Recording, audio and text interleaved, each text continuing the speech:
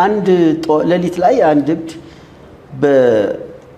በሆስፒታሉ በተኛሁበት ሆስፒታሉ ወደ ሽንት ቤት ያልፋል እየለፈለፈ ሌሊት ወደ 9 ሰዓት ምናምን ይሆናል። እኔ ሰመመን አካባቢ እንደ እንቅልፍ ምናምን ብዙም አልወሰደኝም፣ ግን እንደሱ አይነት ነገር ነኝ እና የሰውየው ድምፅ ቀሰቀሰኝ። በሩ ከፈት ያለ ነበር የሆስፒታሉ የተኛሁበት ክፍል እና ሰውየው ካለፈ በኋላ ሌላ ሰው ግን ወደ እኔ ክፍል ገባ። እያየሁት መጣ።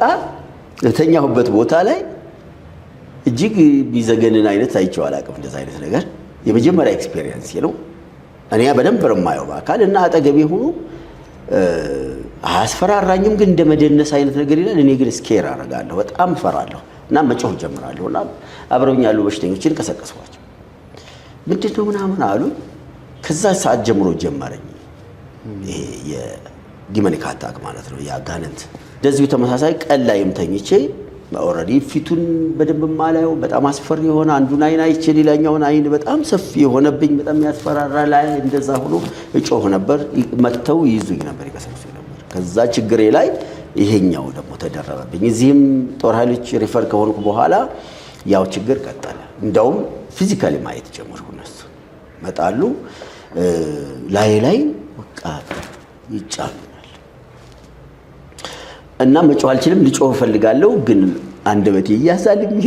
እጄ መንቀሳቀስ አይችልም። በቃ እጅግ ግን ሰዎች ሲያዩኝ ግን ለካ እወራጫለሁ። ግን ለኔ ነው እጄ የምነሳ የማይመስለኝ፣ አንደበቴ የሚጮህ የማይመስለኝ ለኔ ነው። ብርድ ልብሴን በደንብ ሲገፉት በእውነት በደንብ አያለሁ። ትግል ውስጥ ነው እና ዶክተሮችን እና ነርሶችን ጠርቼ አንድ ወቅት ላይ እዚህ ሆስፒታል ጦር ኃይሎች ያለው ባካችሁ ሰው ብዙ ያለበት ቦታ ጨምሩኝ እና ኮርነር ላይ አርጉኝ።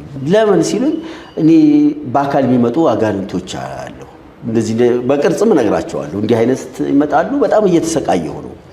ኧረ አሉ አጋንንትም ምንም የለም አእምሮህ ነው።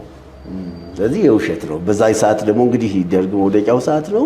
ግን የደርጋ ሳይኮሎጂ አለ። ይሄ ርዕዮተ ዓለሙ እግዚአብሔርም የለም ሰይጣንም የለም የሚባልበት ዘመን ነው እና ዶክተሮችም ነርሶችም ኧረ ሰይጣን የሚባል ነገር የለም አሉ። ለእኔ ግን በደንብ እየተሰቃየሁ ነው በየቀኑ።